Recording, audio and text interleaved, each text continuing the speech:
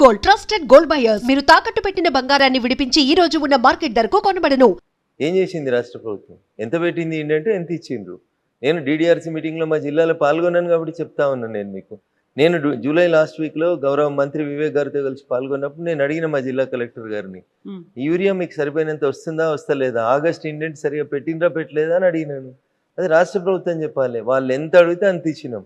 మధ్యలో కొంత పాకిస్తాన్ తోటి యుద్ధం వల్ల ఒక 1 వీక్ 10 డేస్ కొంచెం డిస్టర్బెన్స్ అయిన మాట వాస్తవం.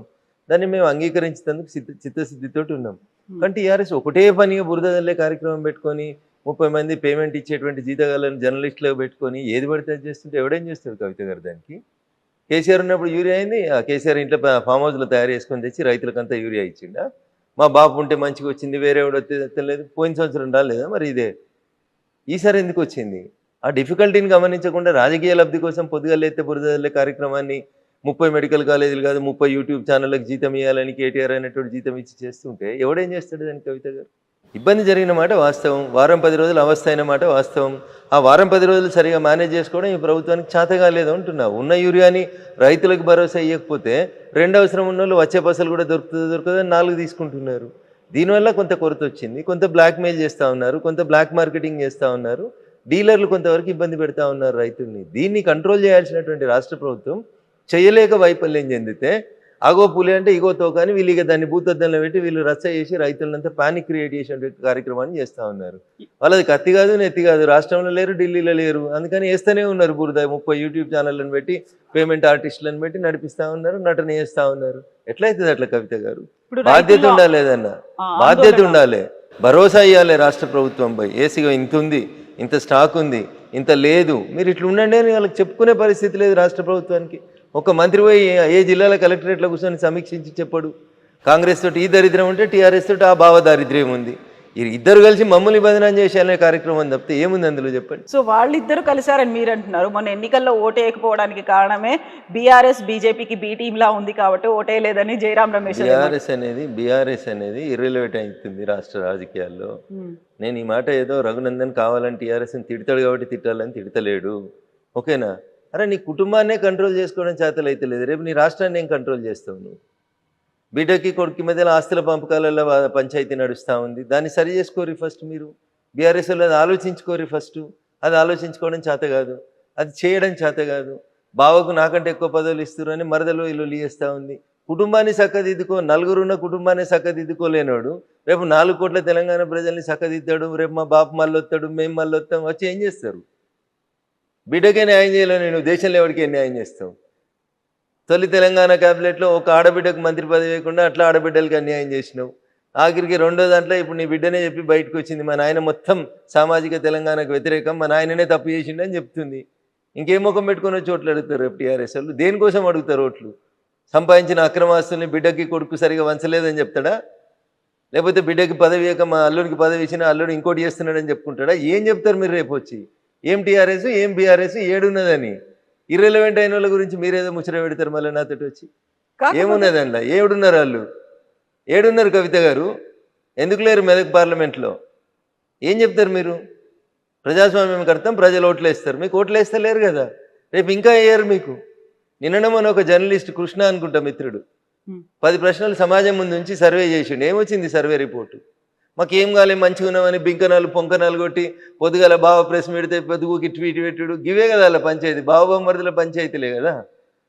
అలా ఏం చేస్తున్నారండి వాళ్ళకి? మీరు చూడు, నిజంగా నేను చాలా స్పష్టంగా చెప్పదలుచుకున్నా మీకు. ఈ 18 నెలల్లో గత ఏడాది నుంచి హరీష్ రావు గారు ఒక జిల్లాకు వస్తే దానికి పోటీ కేటీఆర్ గారు ఇంకో జిల్లాకు పోవాలి. హరీష్ రావు గారు ప్రెస్ మీట్ పెడితే కేటీఆర్ గారు ట్వీట్ పెట్టాలి. హరీష్ ట్వీట్ పెడితే కేటీఆర్ గారు ప్రెస్ మీట్ పెట్టాలి. బావ సిరిసిల్లకు పోతే మరి కరీంనగర్ పోవాలి. ఇది తప్ప వాళ్ళిద్దరి పోటీ పంచాయతీ తప్ప వాళ్ళు ప్రజలకు చేసింది ఏంది? ఏం చేసిర్రు? 10 ఏళ్ళలో మీరు చక్కదిద్దింది ఏందని? ఓ గ్రూప్ 1 పెడితే కోర్టుకు పోతుంది, గ్రూప్ 1 పోతుంది, గ్రూప్ 2 పోతుంది, గ్రూప్ 3 పోతుంది. అసలు ఎవరి కొంపల బంగారం వచ్చింది? మీ కొంపల తప్ప పక్కన కొంపల బంగారం రాలే. ఆఖరికి వచ్చిన ఆ బంగారాన్ని సరిగా వంచుతలేమనే కదా ఇలా బిడ్డి పంచాయతీ పెట్టిందంతా. దేని కొట్లాడుతున్నారు కవిత గారు వాళ్ళు? అన్నా చెల్లె దేని కొట్లాడుతున్నారు? బావమరదలు దేని కొట్లాడుతున్నారు? నేను మాట్లాడితే బీజేపీని నాకేదో కేసీఆర్ మీద కోపం ఉంది, కేసీఆర్ కుటుంబం మీద కోపం ఉందని కింద మళ్ళీ పేమెంట్ బ్యాచ్లో 200లకు జీతం ఇచ్చి కామెంట్లు పెట్టిస్తుంటాడు కేటీఆర్ అనేటోడు. దుబాయ్లో సంస్థలు పెట్టుకొని సంపాదించుకున్న సొమ్ముతోటి. ఆడ కవిత అడిగిన దానికి సమాధానం చెప్పమను. మీ పతనం నాతోటే మొదలైంది, ఇంకా రేపు మొత్తం మిమ్మల్ని మొత్తం లేకుండా చేస్తాం. ఇట్లే చేస్తే మీరు ఈ పేమెంట్ బ్యాచ్లతోటి పైసలతోటి రాజకీయం చేయకూడదు దయచేసి. ప్రజలకు సేవ చేసి గెలువుండ్రి. నీ బిడ్డే నీ చెల్లె చెప్పింది కదా నాయనని మంచిగా చూసుకోమని, చూసుకో. పక్క రాష్ట్రం లేదు అయింది కదా జయలలిత గారికి, అట్లా కాకుండా చూసుకో, జాగ్రత్త పడు. రామన్న అని ప్రాధేయపడుతూ చెప్పింది కదా, పైసల పంచాయతీ కాదు, ముందు నాయనని కాపాడుకోరు. నీకు నాయనని కాపాడుకోవడం రాదు, చెల్లెని కాపాడుకోవడం రాదు, మా మీద ఇరుసుకపడ్డమనేది యూట్యూబ్ ఛానల్ పెట్టి పేమెంట్ బ్యాచ్లు పెడితే ఏమవుతుంది కవిత గారు? ఇప్పుడు బీఆర్ఎస్ పార్టీలోంచి అంటే అప్పుడు ఉన్నటువంటి టీఆర్ఎస్ పార్టీలోకి మీరు బయటికి రావడానికి కూడా ఒక కారణం అని చెప్పారు. అదే కారణంతోనే మీరు వచ్చిండ్రా? నేను ఏమంటున్నా, వాళ్ళ కుటుంబ పంచాయతీలో మమ్మల్ని ఎందుకు లాగుతారు? మీ పేరు చెప్పారు కదా అక్కడ. పోనీరు, చెప్పేటోళ్ళు చెప్పుకుంటేనే, వాళ్ళకి ఎలా అవసరం వచ్చినప్పుడు ఇది చేసుకుంటారు. మనకెందుకు కవిత పంచాయతీ? వాళ్ళ సాగు వాళ్ళు చావనీరు. సో వచ్చినటువంటి రీజన్స్ అన్ని ఏంటనుకుంటున్నారు? ఇవన్నీ రీజన్స్ తోనే నేను నన్ను ఎందుకు బయటికి పంపిరేంది అనేది నేను బయటకు వచ్చినప్పుడు కుండ బద్దలు కొట్టినట్టు చెప్పిన. ఓకేనా? తిట్టేకాడికి తిట్టినా, శాపనార్థాలు పెట్టేకాడికి పెట్టినాం, చేసేకాడికి చేసినాం. ఇది కాదు కొట్లాడాలి వ్యతిరేకంగా నిలబడాలనుకున్నాం. ఏ నోరైతే కేసీఆర్ గొప్పోడు, తెలంగాణ గొప్పదని చెప్పిందో, తెలంగాణ తెచ్చుకుంటందుకు ఆయన ఉపయోగపడతాడని చెప్పిండో అదే నోరు చెప్పింది. వచ్చిన తెలంగాణ నేను దోసుకొని పెడుతున్నాడు, మళ్ళీ ఎవరికి వస్తే వ్యతిరేకంగా కొట్లాడినేమో వాళ్ళకే ఇస్తున్నాడు అని మళ్ళీ కొట్లాడింది ఇదే రఘునందన్ రావు నోరు. మంచిని మంచి అన్నం, చెడు చెడు. సార్ ఇప్పుడు బీఆర్ఎస్ బీజేపీకి బి టీం కాదా? ఈ ప్రశ్న అడిగేటువంటి రిపోర్టర్లకి మీ క్వాలిఫికేషన్ ఏందని అడగాల్సి వస్తుంది. ఒక రాజకీయ పార్టీ ఇంకొక రాజకీయ పార్టీకి బి టీం ఎందుకు అవుతుంది? ఎందుకు అవుతుంది అంటున్నా. కేసీఆర్ అనేటోడు ఇఫ్తార్ విందులు ఇస్తాడు, మేము ఇఫ్తార్ విందులలో పాల్గొంటామా? పార్టిసిపేట్ చేస్తున్నారు కదా. వాళ్ళు ముస్లిమ్స్కి రిజర్వేషన్స్ కావాలని కొట్లాడతారు కేసీఆర్ వాళ్ళు, కాంగ్రెస్ కొట్లాడుతుంది. కాంగ్రెస్ బీఆర్ఎస్ ఒకటవుతుందా? బీజేపీ బీఆర్ఎస్ ఒకటవుతుందా? ఎట్లా అడుగుతారు మీరు ఆ ప్రశ్నలో అంటున్నా? ఏ సిద్ధాంతంలో పోలికుంది? మాకు దేశం ఫస్ట్, మా నాయకుడు 24 గంటలలో 18 గంటలు పనిచేస్తాడు, వాళ్ళ కుటుంబం ఫస్ట్. అవునా?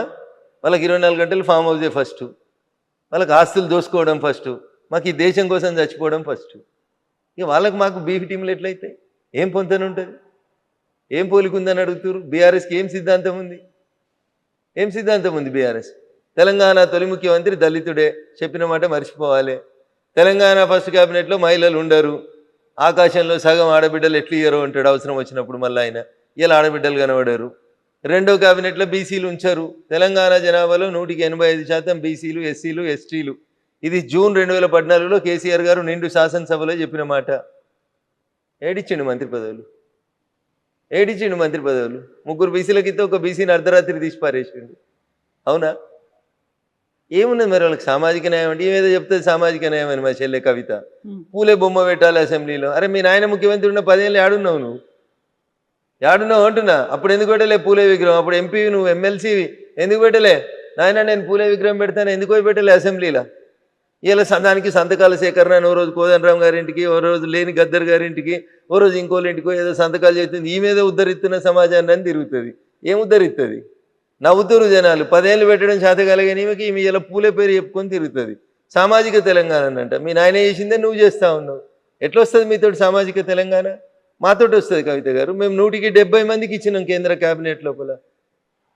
వాళ్ళు ఇయ్యలే, టీఆర్ఎస్ వాళ్ళు ఇప్పుడున్న కాంగ్రెస్ వాళ్ళు ఇయ్యలే. మీరేమో టీఆర్ఎస్ మా బీ టీం అంటాడు, బీఆర్ఎస్ వాడేమో కాంగ్రెస్ బీజేపీ ఒకటి అంటాడు. ఎందుకు ఒకటైతాం అంటున్నా? మాకు ఎవరితోటి ఏం అవసరం ఉందని ఒకటైతాం? మాకు ఏం అవసరం వాళ్ళతోటి? మా సిద్ధాంతానికి వాళ్ళ సిద్ధాంతానికి పొత్తు ఎక్కడుంది, పొంతన ఎక్కడుంది, సారూప్యత ఎక్కడుంది? 30 ఏళ్ళు దేశాలకి అధ్యక్షులుగా వాళ్ళే ఉంటారు. ఒక పార్టీ ఉంటే ఆ పార్టీకి మొత్తం వాళ్ళే, జీవితకాలం వాళ్ళే అధ్యక్షులు, జీవితకాలం వాళ్ళే ప్రైమ్ మినిస్టర్లు ఉండాలి, వాళ్ళ కుటుంబాలే ప్రైమ్ మినిస్టర్లు ఉండాలి. వాళ్ళతో మాకు పోలికి ఎక్కడిది? టీఆర్ఎస్ వాళ్ళు అంటారు కాంగ్రెస్ బీజేపీ ఒకటి అంటారు. ఎట్లా ఒకటి అవుతుంది? ప్రతి 3 ఏళ్ళకి ఎవరున్నా సరే మేము అధ్యక్షుడిని మార్చేస్తాం, ఎంత పెద్దోళ్ళని అయినా కానీ. మ్యాక్సిమం అంటే 2వ సారి అవకాశం ఇస్తుంది మా పార్టీ. ఎట్లయితుంది కవిత గారు? ఎట్లా బీటీం అవుతుంది బీఆర్ఎస్? ఏ లెక్కన బీటీం అవుతుంది చెప్పు? ఏ సిద్ధాంతం ప్రకారం బీటీం అవుతుంది? కాంగ్రెస్ వాళ్ళది నోరా మోరా వాళ్ళు ఆలోచించుకోవాలి.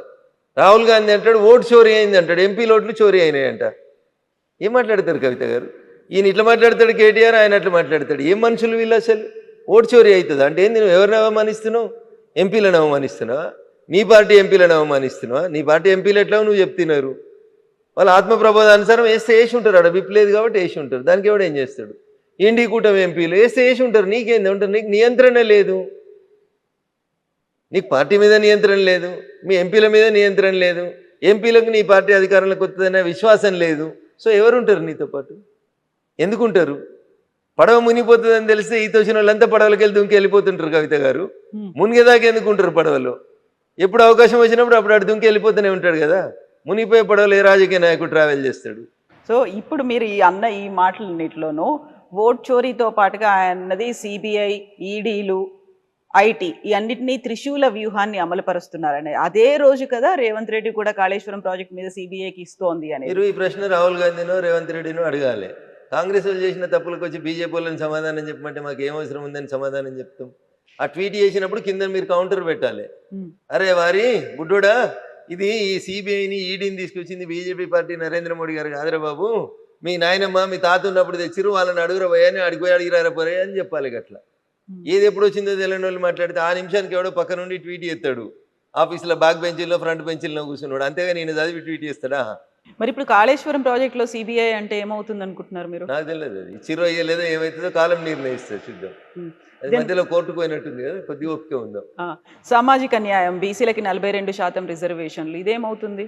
ఎక్కడి దాకా వెళ్తుంది? మేము ఇస్తున్నాం కదా, మాకు అవకాశం ఉన్న ప్రతి చోట మేము ఇస్తున్నాం. కాంగ్రెస్ లాగా ముస్లిమ్స్తో కలిపి ఇచ్చేటువంటి ఆలోచన మాకు లేదు. మేము డాక్టర్ బిఆర్ అంబేద్కర్ గారు రాసిన రాజ్యాంగాన్ని ఫాలో అవుతాం.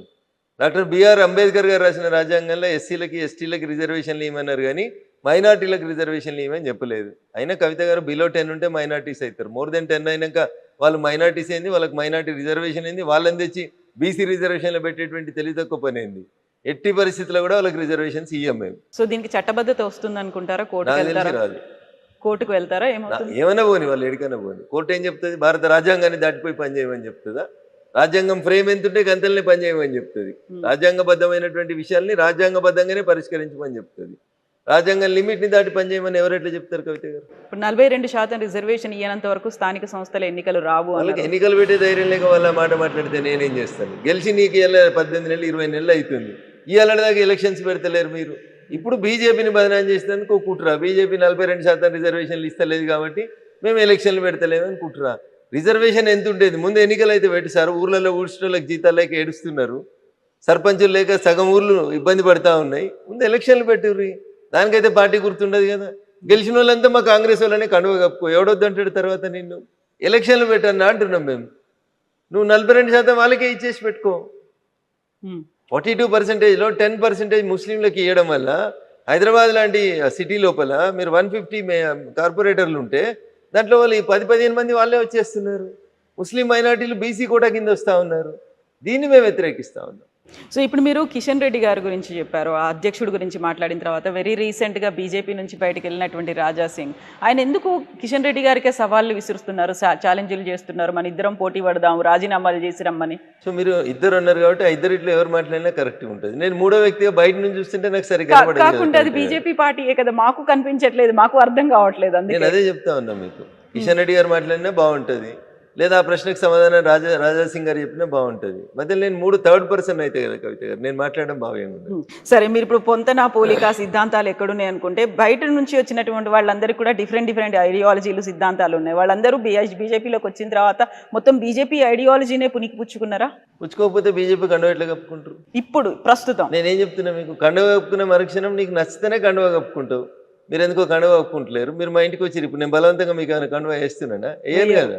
మీరు మా సిద్ధాంతాలు నచ్చి, మా నాయకత్వం నచ్చి వచ్చి జాయిన్ అవుతున్న వాళ్ళు పాత సిద్ధాంతాలను ఇంకా మోస్తా అంటే మా పార్టీ ఎందుకు ఊకుంటుంది? కాకుండా గ్రూపులు ఎందుకు కనిపిస్తున్నాయి? చాలా గ్రూపులు కనిపిస్తున్నాయి. గతంలో కరీంనగర్ కి సంబంధించి బండి సంజయ్ కావచ్చు, ఈటెల రాజేందర్ ఒకరి మీద ఒకరు మాట్లాడుకున్నటువంటి పరిస్థితి ఉంది. బండి సంజయ్ గారు మాట్లాడిన మాటలలో ఎక్కడ ఈటెల రాజేందర్ గారి పేరు రాలేదు. ఈటెల రాజేందర్ గారు మాట్లాడిన ఎక్కడ కూడా బండి సంజయ్ గారి పేరు రాలేదు. మీడియా అదే చెప్తున్నది, తెలుగు మీడియాకి ఉత్సాహం ఎక్కువ, నారద ముని వారసులం అనుకొని అట్లే అదే పంచాయతీని కొనసాగి తెలుగు మీడియానే ఇట్లుంది దురదృష్టం. కాకపోతే కేంద్రంలో ఎందుకు గోడీ మీడియా అనేది కూడా అట్లనే వస్తుంది. కేవలం మోదీ భజన మాత్రమే చేస్తున్నారు వాళ్ళు అనేది. మోడీ భజన చేస్తుంటే ఓటు చోరీ అవుతుందని పాదయాత్ర చేస్తుంటే రోజు టీవీలలో పేపర్లలో ఎట్లా వస్తుంది? మోడీ మీడియా అయితే రాహుల్ గాంధీ బొమ్మలు ఎట్లా కనబడుతున్నాయి? ఓటు చోరీ చేసిండని రాహుల్ గాంధీ మాట్లాడితే టీవీలలో ప్లేట్ బ్రేకింగ్లు ఎట్లా వస్తాయి? రావు కదా. మోడీ మీడియా అయితే రాహుల్ గాంధీ అనే పేరే రాదు కదా టీవీలలో. మేము స్వేచ్ఛ ఇచ్చినాం కాబట్టి మీరు ఏదైనా మాట్లాడుతున్నారు. మేము ఉన్నట్టు మాట్లాడుతున్నాం కాబట్టి మీకు బాధ అనిపిస్తుంది. మేము నిజంగా నియంతృత్వం పోతే మీరేడ మాట్లాడతారు? అంత మోడీ మీడియా అయితే వేరే పేర్లు ఎందుకు కనబడతాయి ఈ దేశం లోపల? వీఆర్ ఫ్రీ, మేము మళ్ళీ చెప్తా ఉన్నాం, బిఆర్ అంబేద్కర్ గారు రాసిన రాజ్యాంగం ప్రకారమే అందరినీ పనిచేసుకోమని అడుగుతున్నాం. దాన్ని మీరు ఎక్కువ ఫాయిదా ఉటాయిస్తున్నారు, అయినా మేము మౌనంగా భరిస్తా ఉన్నాం. ఓకే, సో ఇప్పుడు తెలంగాణ బీజేపీలో ఏం జరుగుతుంది అంటే ప్రశాంతంగా కొత్త అధ్యక్షుడు రామచంద్రరావు గారి నాయకత్వంలో భారతీయ జనతా పార్టీ కార్యక్రమాలన్నీ బాగా చేసుకుంటూ ముందుకు సాగుతుంది. కాకపోతే రాజా సింగ్ ఇప్పటికి కూడా కిషన్ రెడ్డి కావాలనే తన ప్రెషర్ని అప్లై చేస్తూ ఉన్నారు, చేయాల్సిన పని చేసుకొని. నిన్న ఆయన విసిరిన సవాల్లో కూడా ఎవరి పనులను వాళ్ళని చేసుకొనివ్వండి, అలా అయితేనే ఎంపీలు కూడా వాళ్ళ పనులు చేసుకుంటారు అని. మీ పనులు మీరు చేసుకోవడే ఫెసిలిటీ కావచ్చు, ఆ ఫ్రీ హ్యాండ్ అనేది మీకుందా, ప్రెషర్ ఉందా? ఇప్పుడు మీరు వచ్చి నన్ను ఇంటర్వ్యూ చేస్తా అన్నారు, నేను ఎవరికైనా ఫోన్ చేసి ఇంటర్వ్యూ ఇవ్వాలని వద్దని అడిగినా నా అంతా నేను ఇంటర్వ్యూ ఇస్తున్నాను. అది మీ ఇండివిజువల్ డెసిషన్. ఇండివిజువల్ డిసిషన్ ఏముంది, అదే మరి ఫ్రీగా పని చేసుకుంటున్నాం అని చెప్పడానికి చెప్తున్నా. నేను ఇండివిజువల్ డిసిషన్ అని చెప్తలేను. టీవీలోకి ఇంటర్వ్యూ ఇవ్వద్దు అని రామచంద్రరావు గారు చెప్పలేదు. చెప్తే రాజాసింగ్ గారు ఎట్లా ఇస్తారు ఇంటర్వ్యూలు? ఇయ్యరు కదా. సో ఆయన ఛాలెంజ్లు అయితే విసురుతున్నారు. ఆ తర్వాత గ్రూపులు ఉన్నాయి, సమాధానం గ్రూపులు 100% నాకైతే కనబడతలేవు. మరి మీ అద్దాలు పెట్టుకొని చూస్తే నాకేమైనా కనబడతాయి తెలియదు. నాకు అద్దాలు రాలేదు, ఇంకా నాకు గ్రూపులు కనబడతలేవు. ఓకే, ఈ అద్దాల గ్రూపుల కోసం కాదులేండి చూడడానికి, కానీ యాక్చువల్ గా అంటే ఆ చూపులో ఇక్కడ తేడా ఉంది అని అర్థం. నా చూపులోనే ఉందా? మరి సోషల్ మీడియా, జర్నలిస్ట్ మిత్రులు, సోషల్ మీడియా ఏముంది? అది మీ ఇష్టం ఉన్న మీ చేతిలో సెల్ ఫోన్ ఉంది, మీ నోటికి వచ్చింది రాస్తారు, దానికి ఎవరిని జవాబు చేస్తారు? మీకు జవాబు జరుగుతానని లేదు, నేనేం చేయాలి దానికి?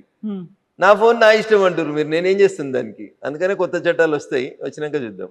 ఎప్పుడు వస్తున్నాయి? ఏం చట్టాలు అవి? సమయం సందర్భాన్ని బట్టి తీసుకొస్తాం. సో నియంత్రించే చట్టాలా, గ్యాగ్ ఆర్డర్స్ లాంటివి వస్తున్నాయి? ఏం చెప్తా ఉన్నా, నేను చట్టాలు తీసుకొస్తామని చెప్పినాం, నియంత్రిస్తామని చెప్పలేదు. నేను ఏం చట్టాలు తెస్తారంటే, మీరు నా ఇంట పైసలు ఉన్నాయి, నేను 10 మందికి సరిపోయి భోజనం వండుతాను, ఒకళ్ళే తింటారు, 9 మంది భోజనం రోడ్డు మీద వారేస్తా అంటే ఏస్ అది ఆపాలి అని చెప్తాం. అది నియంత్రించే చట్టం అవుతుందా? నోరున్నది కదా, ఎవరిని పడితే వాళ్ళని రెగ్యులేషన్ అనేది అవుతుంది. రెగ్యులేషన్ తెస్తాం, ఫుడ్ రెగ్యులేటరీ యాక్ట్ తెస్తాం. మీరు హోటల్కి పోతారు, 10 మందికి సరిపోయి టిఫిన్ ఆర్డర్ ఇస్తారు, మీకు నచ్చినాయి 2 ఇడ్లీలు తిని మిగతా అంతా బయట వారే అంటే బయట ఫుడ్ లేకుండా చచ్చిపోతున్న జనం కోసం ఆలోచించమని మేము అంటాం. అది మీకు నియంత్రణలా కనబడుతుంది. నా డబ్బులు నా ఇష్టం అంటే ఎట్లా ఒప్పుకుంటారు? నీ డబ్బులు కాదు, ఈ దేశంలో నువ్వు పనిచేస్తే నీకు వచ్చిన వేతనం అది. ఈ దేశంలో మిగతా ఎట్లున్నారో కూడా చూడాల్సిన సామాజిక బాధ్యత ఉంటుంది మీ మీద. దాన్ని విశ్వసించి నా ఇష్టం ఉన్నట్టు నేను ఉంటా అంటే ఉండనియేది. ఈ దేశంలో కొన్ని సంస్కృతులు, పద్ధతులు, సాంప్రదాయాలు, విలువలు, చట్టాలు, రాజ్యాంగం ఉంది. ఇది ఎటు పడితే అటు ఎవరు పడితే వాళ్ళు ఏది పడితే చేస్తామంటే నియంత్రించేందుకు బరాబరి చట్టాలు వస్తాయి. మీరు ఏమనుకుంటే మాకేమవుతుంది? జనానికి ఉపయోగపడే చట్టాలు తీసుకొస్తాం. ఎస్, ఈ నియంత్రణకి నాకు ఈ మధ్య జరిగిన ధర్మస్థల ఇన్సిడెంట్స్కి సంబంధించి అక్కడున్నటువంటి మఠాధిపతులు, సన్యాసులు అందరూ వెళ్ళి అమిత్ షాని కలిసిన తర్వాత ఆయన ఒక మాట అన్నారు అని, నియంత్రించడానికి ఒక చట్టం అనేది తీసుకొస్తాం. ఎందుకంటే రిలీజియన్ సిస్టమ్కి సంబంధించి హిందూ మఠాల మీదనో, హిందూ దేవాలయాల ప్రార్థనాలయాల మీదనే అటాక్ అవుతుంది కాబట్టి దానికి సంబంధించినటువంటి ఒక చట్టం తీసుకురావాల్సినటువంటి అవసరం ఉంది. ఆ దిశగా మేము ఆలోచిస్తున్నామని. అది కూడా రాబోతుందా? ఇప్పుడు సికింద్రాబాద్లో మీరు ఒక హనుమంతుని దేవాలయం ధ్వంసం అయింది. ఏం చెప్పారు పోలీసు వాళ్ళు? ఓ మతిస్థిమితం లేని కర్ణాటకకు చెందిన వ్యక్తి చేసిండు అని చెప్పారు. తర్వాత నా పార్లమెంట్లో వచ్చి సదాశివపేటలో ఒక హనుమంతుని గుడి ధ్వంసం అయింది. అదేదో మతిస్థిమితం లేనోడు పోయి చేసిండ్రు అన్నారు. రీసెంట్గా ఒక 1 month బ్యాక్ నేషనల్ హైవే మీద రుద్రారం అనే విలేజ్లో హనుమంతుని విగ్రహం ధ్వంసం అయింది. వీళ్ళంతా పక్క రాష్ట్రాలకు వెళ్ళి వచ్చి మతిస్థిమితం లేని వాళ్ళు వచ్చి 100 kilometers ట్రావెల్ చేసి వస్తుంటే వాడికి మధ్యలో మసీదు కనబడతలేదా? రోడ్డు మీదనే ఉంటాయి కదా మసీదులు. వాడికి దారిలో ఎక్కడ చర్చి కనబడతలేదా? 200 kilometers ఒక హనుమంతుని కూడా కనబడుతుందా? అంటే దేవాలయాల మీద దాడులు జరుగుతుంటే మౌనంగా చూసుకుంటూ ఉండాలన్నా మేము? 180% ఉన్న హిందువులు మౌనంగా ఉండాలి, 10% లేని వాళ్ళు వచ్చి రోడ్ల మీద మా మసీదుని ముట్టొద్దు, మేము రోడ్డు మధ్యలో కడతామంటే సపరేట్ కూకోవాలన్నా? సుప్రీంకోర్టు చెప్పింది కదా, ఏ ప్రార్థనా మందిరం ఉన్నా తీసేయమన్నది. తీసేస్తాం, తప్పకుండా తీసేస్తాం, నిలబడి తీసేస్తాం, నిల్చోబెట్టి తీసేస్తాం సందర్భం వచ్చినప్పుడు. నువ్వు దాన్ని నియంత్రిస్తున్నట్టువా తల్లి, ఇంకేమంటావో నీ ఇష్టం. చట్టం ముందు అందరూ సమానం అనేది మేము చెప్పదలుచుకున్నాం, చెప్తాం, అదే మాట చెప్తాం. సో ఇక్కడ నుంచి సీఎం కేంద్రానికి 53 సార్లు వెళ్ళాడు. కాకపోతే కేంద్ర ప్రభుత్వం తరఫున రావాల్సినటువంటి హామీలు కావచ్చు, విభజనకు సంబంధించినటువంటి ఇప్పటికీ అమలు జరగలేదు అనే దాంతో పాటుగా బడ్జెట్ కేటాయింపులు అనేవి. కవిత గారు, నేను అందుకని తెలుగు మీడియాకు పైత్యం అని చెప్పిన. 53 సార్లు పోయినప్పుడు ఎన్నిసార్లు మోడీ గారిని కలిసిరు, ఎన్నిసార్లు కేంద్ర మంత్రులను కలిసిరు? మీ దగ్గర లిస్ట్ ఉందా? లేదు. పేపర్ కటింగ్లు ఉన్నాయా? తీసుకురారు. ఒక 15 రోజుల తర్వాత మళ్ళీ కలుద్దాం కవిత గారు. నేను ఓపెన్గా ఛాలెంజ్ చేస్తున్నా. 53 సార్లు వచ్చిండు కదా ఆయన. కాంగ్రెస్ పార్టీ పెద్దలను కలవడానికి ఎన్నిసార్లు వచ్చిండు ఢిల్లీకి? భారతీయ జనతా పార్టీ నాయకత్వంలోని ఎన్డీఏ ప్రభుత్వ పెద్దలను కలవడానికి ఎన్నిసార్లు వచ్చిండు? కాంగ్రెస్ వాళ్ళు ఎన్నిసార్లు అపాయింట్మెంట్ ఇచ్చారు? ప్రభుత్వ పెద్దలు ఎన్నిసార్లు అపాయింట్మెంట్ ఇచ్చారు? తీరు మీ 53 అపాయింట్మెంట్లు డేట్లు దిగిరి. నేను ఇంట్లో లేని, ఇంట్లో ఉంటే నా దగ్గర ఫైల్ ఉంది. ఏ రోజు వచ్చిండు, ఏ రోజు ఎంతమందిని కలిసిండు అనేది నేను ఇస్తాను మీకు లిస్టు. వచ్చిన ప్రతిసారి మేము ఇచ్చినాం. ఆఖరికి నీకు రాహుల్ గాంధీ నీకు ఇవ్వలేదు టైం, మేము ఇచ్చినాం, మా ప్రధానమంత్రి గారు ఇచ్చిరు, ఈ దేశ ప్రధానమంత్రి గారు ఇచ్చిరు. ఎట్లా కవిత గారికి ఇట్లా అంటే బురద తల్లితే ఎట్లా? పైత్యం అనే పదం ఎందుకు అంటే గిందుకనే 53 సార్లలో నువ్వు 10-15 సార్లు నీ పార్టీ పని కోసమే పోయినావు, దానికి కూడా కేంద్రానికి పోయినా అని చెప్తావు. ఫండ్స్ ఇచ్చే విధానం, అరే మీ యూపీఏ ప్రభుత్వం అధికారంలో ఉన్నప్పుడు రేవంత్ రెడ్డి గారు కాంగ్రెస్ పెద్దలారా యూపీఏ 1 యూపీఏ 2 హయాంలో మీరు 32% ఫండ్స్ని డివల్యూషన్ ఆఫ్ ఫండ్స్ అని ఒక చట్టం ఉంటుంది, దాని ప్రకారం డెవల్యూషన్ ఆఫ్ ఫండ్స్ ప్రకారం కేంద్రానికి ఎన్ని రావాలి రాష్ట్రాలకు ఎన్ని రావాలని ఫండ్స్ పంచుతారు. 32% పంచేటోళ్ళు మీరు. ఆక్స్ఫర్డ్లో చదువుకొని ప్రపంచంలో గొప్ప ఆర్థికవేత్త అన్న మన్మోహన్ సింగ్ గారు ఈ దేశాన్ని పాలించిన 10 ఏళ్లలో కేంద్రం నుంచి రాష్ట్రాలకు వచ్చిన నిధులు 32% అయితే భారత ప్రభుత్వం నరేంద్ర మోడీ గారు ప్రధానమంత్రి అయిన మే 2014 నుంచి ఇప్పటిదాకా మేము ఇస్తున్న నిధులు ఎవరు అడగకముందు మేము పెంచింది 42% పెంచినాం. కవిత గారు మీకు ఎందుకు కనబడతలేవు? అందుకనే మళ్ళీసారి ఎల్వి ప్రసాద్ పోయి కళ్ళు మళ్ళీ మంచి చెక్ చేసుకోరని చెప్తున్నాం. మీరు 53 సార్లు వచ్చింది మా కోసం కాదు, డివల్యూషన్ ఆఫ్ ఫండ్స్ రాసింది మేం కాదు, భారత రాజ్యాంగంలో ఫండ్స్ పంపిణీ ఎట్లా జరగాలని చెప్తే గట్లే చేస్తూ ఉన్నాం. గతంలో ఉన్నటువంటి కాంగ్రెస్ ప్రభుత్వం వచ్చే కంటే ముందు అంటే నరేంద్ర మోడీ గారు అధికారంలోకి వచ్చే కంటే ముందు 32% రాష్ట్రాలకు నిధులు ఇస్తే మేము అధికారంలోకి వచ్చినాక 42% నిధులు ఇస్తామని ఇస్తున్నాం. ఎందుకు? 10 ఏళ్ళు ముఖ్యమంత్రిగా చేసిరు కాబట్టి, మోడీ గారికి ముఖ్యమంత్రుల కష్టాలు తెలుసు కాబట్టి రాష్ట్రాలకు ఇచ్చే డబ్బుల్ని పెంచిండు కదా. మీరు ఏ ఊరికైనా పోయి ఈ రాష్ట్రం కాదు ఏ రాష్ట్రానికైనా పోయి చూడు, ఆ రాష్ట్రంలో రోడ్లు ఎవరైనా ఎత్తురు అంటే ఒక్కటే ఒక నేషనల్ హైవే డిపార్ట్మెంట్ వేస్తుంది, భారత ప్రభుత్వం వేస్తుంది. రైల్వే 4 లక్షల కోట్ల రూపాయలు ఖర్చు పెట్టి రైల్వేలు ఎక్స్పాన్షన్ అవుతున్నాయి, బ్రాడ్ గేజ్లు అవుతున్నాయి, ఆర్ఓబీలు ఆర్యూబీలు metre గేజ్లు broad గేజ్లు అవుడు, Vande Bharat ఎక్స్ప్రెస్లు. Secunderabad railway station పోయి చూడు కవితమ్మ, శంషాబాద్ ఎయిర్పోర్ట్ తోటి పోటీ పడేటట్టుంది. అది గవి కనబడాయి మనకి. కేంద్రం పైసలు ఇస్తలేదు. ఎవరు ఇస్తుర్రు? చెర్లపల్లికి పోయి చూడు 1000 కోట్లు పెట్టి కట్టినాం రైల్వే టెర్మినల్, ఎట్లుందో చూడు ఒకసారి. దేశంలో ఎప్పుడో స్వతంత్రం కంటే ముందు కట్టిన రైల్వే స్టేషన్లు. తెలంగాణలో 42 రైల్వే స్టేషన్ల రూపురేఖలు ఎట్లా మారినాయో చూడు. ఇప్పుడు రైల్వే స్టేషన్లలో ఎస్కలేటర్లు వచ్చినాయి కవిత గారు, మీరు ఎప్పుడైనా రైలు ఎక్కితే తెలుస్తుంది. పోయి సికింద్రాబాద్ రైల్వే స్టేషన్ చూడుర్రి, చెర్లపల్లి రైల్వే స్టేషన్ చూడుర్రి.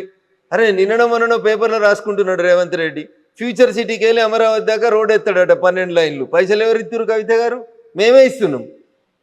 కోమటిరెడ్డి వెంకటరెడ్డి గారు చెప్తారు హైదరాబాద్ టు విజయవాడ మేము 8 లైన్ల రోడ్డు చేస్తున్నాం. పైసలు ఎవరు ఇస్తారు? గ్రీన్ఫీల్డ్ ఎక్స్ప్రెస్ హైవే భారత ప్రభుత్వం నరేంద్ర మోడీ గారు ఇస్తారు. సూర్యాపేటకి వెళ్ళి ఖమ్మం పోవాలంటే ఇంతకుముందు 3 గంటలు పడుతుండే కవిత గారు, ఇప్పుడు గంట కూడా పట్టది. ఎవరు ఇచ్చిరు నేషనల్ హైవే?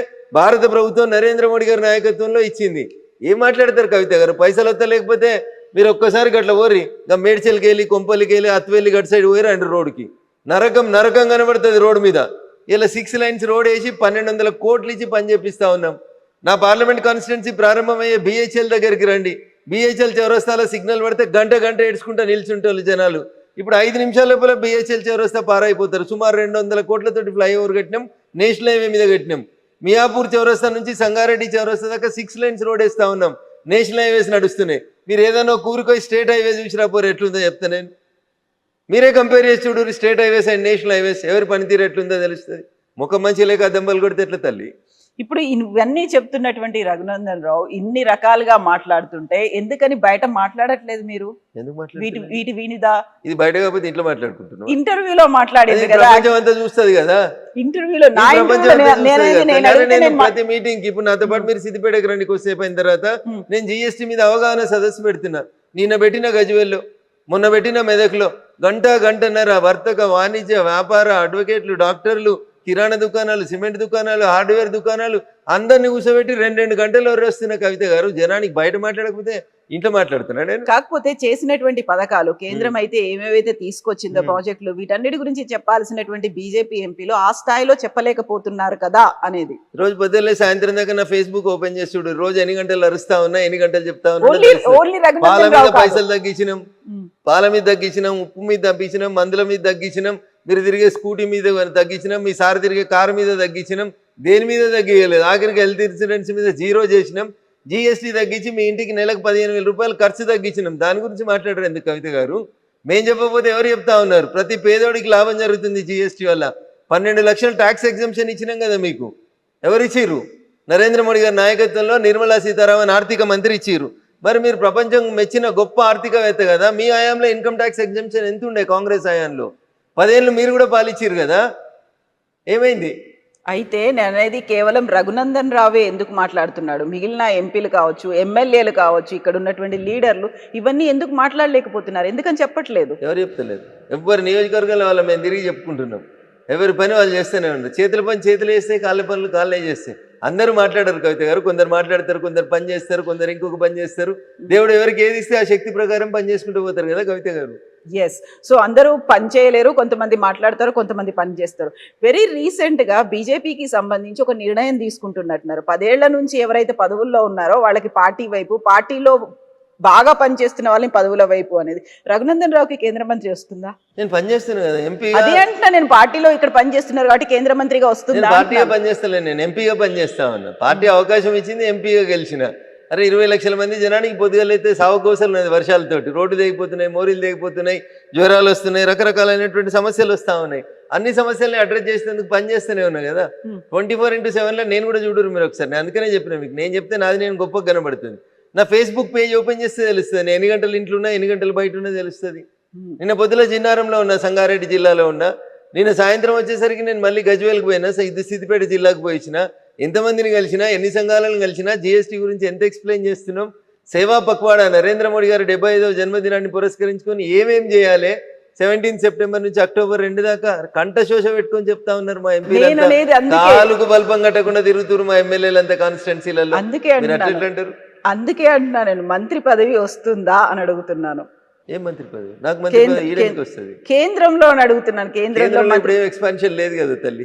తొందరలో మొన్న తీసుకున్నటువంటి ఒక నిర్ణయం ఇంటర్నల్ గా నేను మొదటిసారి గెలిచినటువంటి ఎంపీని కవిత గారు. నాకంటే చాలా మంది సీనియర్లు ఉన్నారు, 3 సార్లు గెలిచిన వాళ్ళు, 4 సార్లు గెలిచిన. ఎఫిషియన్సీ ఎవరి దగ్గర అవుతుందో, ఎవరైతే క్రమశిక్షణ కలిగినటువంటి కార్యకర్తగా పార్టీ ఏం పని చేయమంటే ఆ పని చేస్తాను. పార్టీ పిలిచి అది ఏం చేయమంటుందో ఆ పనికి నేను కట్టుబడి ఉంటాను. రేపు పిలిచి మంత్రి పదవి ఇస్తే ఇంకా వేగంగా పనిచేస్తాం, ఇంకో పదవి ఇస్తే ఇంకా పని చేస్తాం. లేదు ఇప్పుడు ఉన్నదానికి న్యాయం చేయమంటే చేస్తాం, న్యాయమే చేస్తాం. సో డిమాండ్లు ఏమి ఉండవా రఘునందన్ రావు? ఏమీ ఉండవు, సైలెంట్ గా వర్క్ చేసుకుంటూ పని చేసుకుంటూ పోతుంటే వద్దంటే వస్తాయి కవిత గారు. పని చేయని వాళ్ళకి రావు ఏం కానీ. నేను పని నమ్ముకుని పని చేసుకుంటూ పోతా ఉంటాను. శివుడు ఆజ్ఞ లేకపోతే చీమ గారు అది నన్ను వస్తున్న దేవుడు ఏదో రాసి పంపించి ఉంటాడు, దాని ప్రకారం నడుస్తూనే ఉంటుంది journey. Neither you can change my life or I can change your life. Exactly. So ఇప్పుడు జిహెచ్ఎంసీ ఎలక్షన్స్ కి సంబంధించి అవుతాయి అంటారా? ఎప్పుడుండే ఛాన్సెస్ ఉంటాయి? జూబ్లీ హిల్సే కాలేదు, జిహెచ్ఎంసీ దాకా ఎందుకు పోతారు కవిత గారు? పొద్దుగా లేచి ఛాయ్ తాగురు, అప్పుడే బిర్యానీ ఎట్లా తింటారు? బిర్యానీ సాయంత్రం దాకా ఎప్పుడైనా తినవచ్చు, ముందు ఛాయ్ తాగురు. జూబ్లీ హిల్స్ కానీ జూబ్లీ హిల్స్ అయినాక జిహెచ్ఎంసీ పెట్టాలనే వద్దా? ఇప్పుడు సర్పంచ్ పెట్టిండు కదా, ఎంపీటీసీ పెట్టిండు కదా, మున్సిపాలిటీ పెట్టిండు కదా, అట్లా జిహెచ్ఎంసీ పెట్టడా చూద్దాం.